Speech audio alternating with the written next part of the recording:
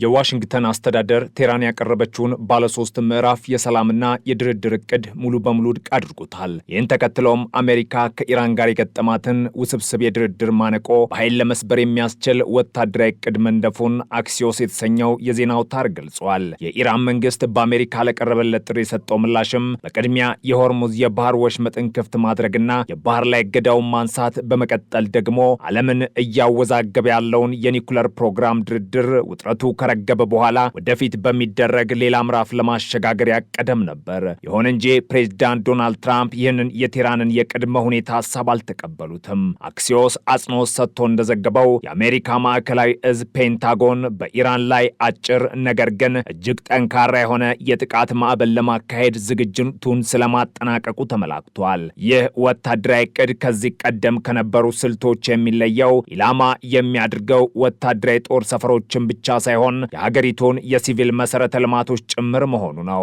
አሜሪካ ይህንን ከፍተኛ የማውደም አቅም ያለው የጥቃት እቅድ የነደፈችውም የኢራን ከፍተኛ አመራሮች ይህ ከባድ ኪሳራ ሲደርስባቸው ተገደው ወደ ድርድር ጠረጴዛ እንዲመለሱና በድርድሩም ላይ የተሻለ እቅድ ይዘው እንዲገኙ ከፍተኛ የስነ ልቦና ጫና ለመፍጠር በማለም የሚደረግ ጥቃት ስለመሆኑም ዘገባው አመላክቷል። ፕሬዝዳንት ትራምፕ በአሁኑ ሰዓት በኢራን ላይ ጣለውን የባህር ላይ እገዳ እንደ ዋነኛ የፖለቲካና የኢኮኖሚ ጫና መፍጠሪያ መሳሪያ አድርገው በጽኑ እየተጠቀሙበት ይገኛሉ።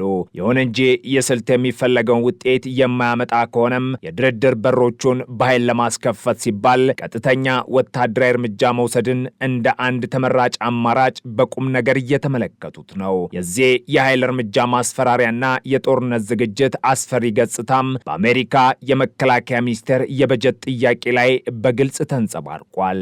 የመከላከያ ሚኒስትሩ ፒት ሄግሴት በይፋ እንደተናገሩት ፕሬዝዳንት ትራምፕ ለፔንታጎን የጠየቁት የ1.5 ትሪሊዮን ዶላር ግዙፍ በጀት የወቅቱን አንገብጋቢነት፣ የጦርነቱን አጣዳፊነትና ሀገሪቱ ያለችበትን የውጊያ ዝግጁነት ፍንትው አድርጎ የሚያሳይም ነው። የታሪካዊ በጀት ጥያቄ አሜሪካ ለከፍተኛ ጦርነት እየተዘጋጀች መሆኗን የሚያመላክት ነው የሚሉ አስተያየት ሰጪዎችም በርካታ ናቸው። ሄግሴት አክለውም በዚህ ወሳኝ የህልውናና የጥቅም ግጭት ወቅት አሜሪካን የማይረዱ አጋር ሀገራት መዘዙን የሚጋፈጡ ይሆናል በማለት ከባድ ዲፕሎማሲያዊ ማስጠንቀቂያም አስተላልፏል። የማስጠንቀቂያ አሜሪካ በኢራን ላይ ለምታደርገው ጫና ዓለም አቀፍ ትብብርን በኃይልም ቢሆን ለማምጣት ያላትን ጽኑ ቁርጠኝነት የሚያሳይ ነው። የዓለም አቀፉ የንግድና የኢነርጂ ደም ስር የሆነው የሆርሙዝ የባህር ወሽመጥ በዚህ ሁሉ የፖለቲካ ንትርክ መሃል በሚያስፈራ የጸጥታ ድባብ ውስጥ ተውጧል።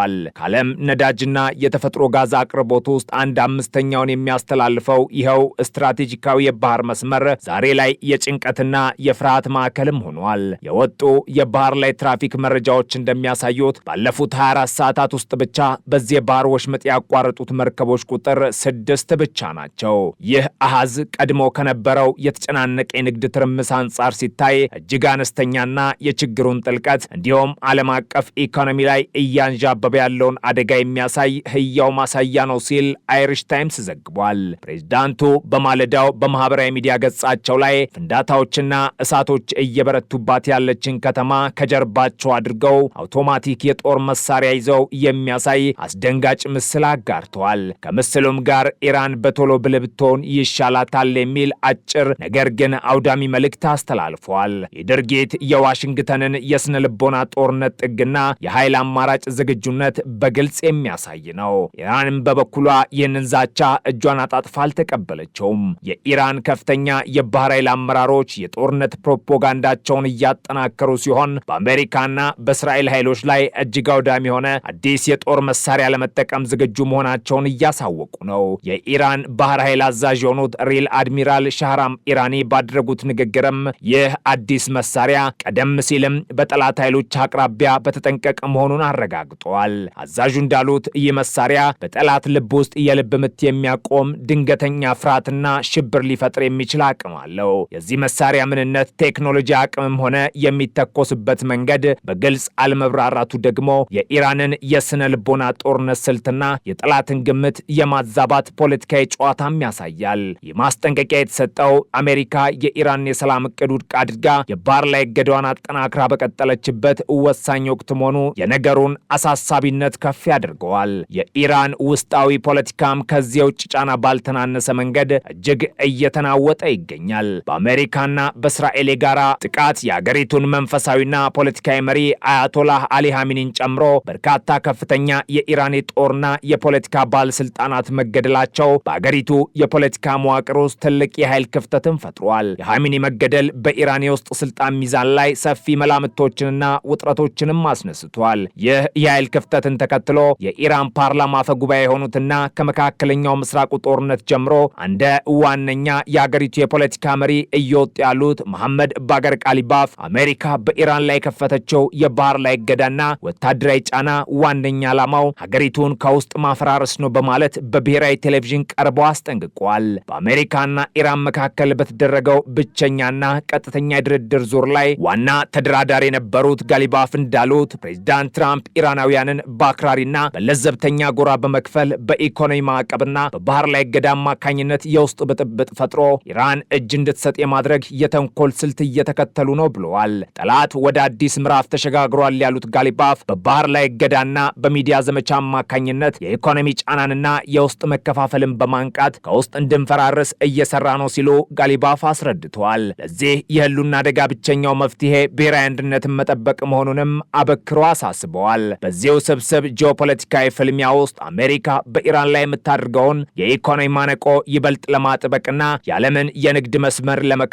አዲስ ዓለም አቀፍ ወታደራዊና የባህር ኃይል ጥምረት በመፍጠር ላይ ትገኛለች። ዎል ስትሪት ጆርናል በቅድሚያ ያወጣውና ሮይተርስ የዜና ወኪል የተመለከተው የአሜሪካ የውጭ ጉዳይ ሚኒስትር ሚስጥራዊ የዲፕሎማሲ ሰነድ እንደሚያሳየው የውጭ ጉዳይ ሚኒስትሩ ማርኮ ሩቢዮ የባህር ላይ ነጻነት አወቃቀር የተሰኘ አዲስ ዓለም አቀፍ የባህር ላይ ጥበቃ ጥምረት እንዲመሰረት አጽድቀዋል። በሚያዝያ ወር መገባደጃ ላይ የተጻፈው ይህ ሰነድ ጥምረቱን የውጭ ጉዳይ ሚኒስተሩና ፔንታጎን በጋራ ያቀረቡት ስትራቴጂካዊ ተነሳሽነት መሆኑንም ይገልጻል። ሰነዱ በግልጥ እንዳስቀመጠውም የአወቃቀር ከግጭት በኋላ በመካከለኛው ምስራቅ አዲስ የባህር ላይ ደህንነት ስርዓት ለመገንባት ለረጅም ጊዜ የኢነርጂ ደህንነትን ለማረጋገጥ ወሳኝ የሆነው የባህር ላይ መሰረተ ልማቶችን ለመጠበቅና በወሳኝ የባህር መስመሮች ላይ የመርከብ ጉዞ ነጻነትን ለማስጠበቅ ወሳኝ እርምጃ ነውም ተብሎለታል።